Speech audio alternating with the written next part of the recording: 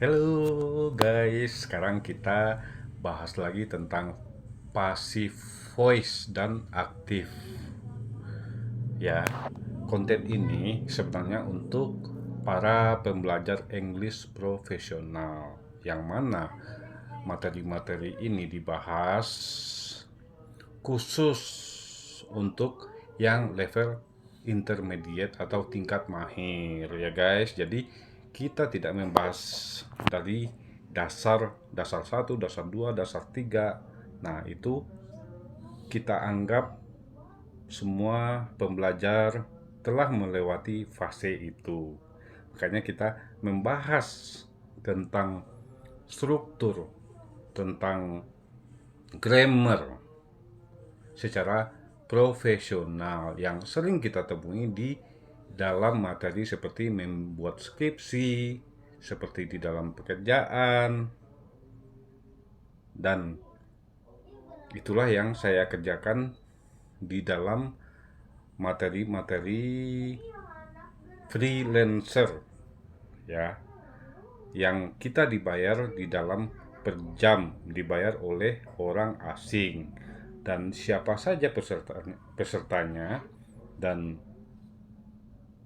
boleh dikatakan tidak ada orang Indonesia di dalamnya, karena orang-orang asing itu mereka juga sama belajar bahasa Inggris dengan kita, tetapi mereka mau membayar eh, guru atau mentor secara freelance di aplikasi internasional yang bernama freelancer. Oke guys, kita lanjutkan lagi materinya. Oke, perbedaan antara passive voice dan active voice, yang mana yang disebut so di dalam active voice, yang mana kalimat tersebut mengandung struktur subjek, predicate, dan objek, atau subjek ditambah verb 3 ditambah objek. Nah, sebagai contoh, the company announced the result. Di sini ada subjek, predicate, dan objek. Yang mana struktur kalimat active voice ini lebih menekankan kepada si pelaku melakukan aksi. Ya guys. Jadi berbanding terbalik dengan passive voice. Jadi kalau passive voice, si subjek menerima aksi, sedangkan active voice si subjek melakukan aksi. Oke, jadi di situ coba teman-teman teliti perbedaannya dan maksud dari kalimat-kalimat tersebut. Oke?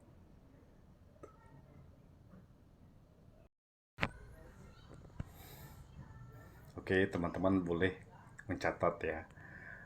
Yang mana kalimat passive voice ini terdiri dari struktur subjek ditambah to be ditambah verb 3 atau past participle.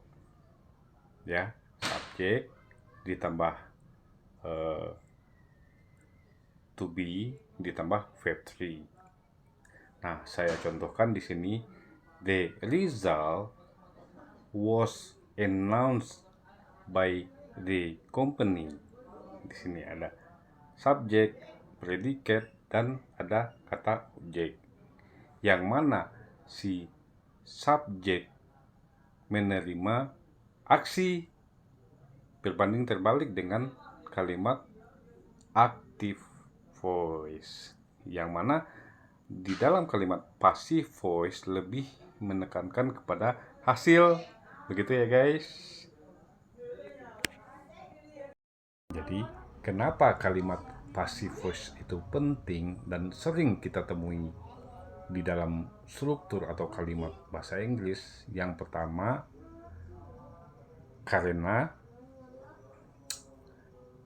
pelaku tidak diketahui atau pelaku tidak penting,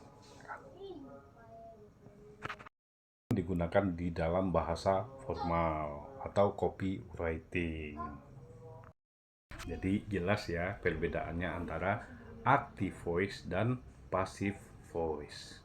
Yang mana yang dikatakan dengan active voice fokus kepada pelaku, sedangkan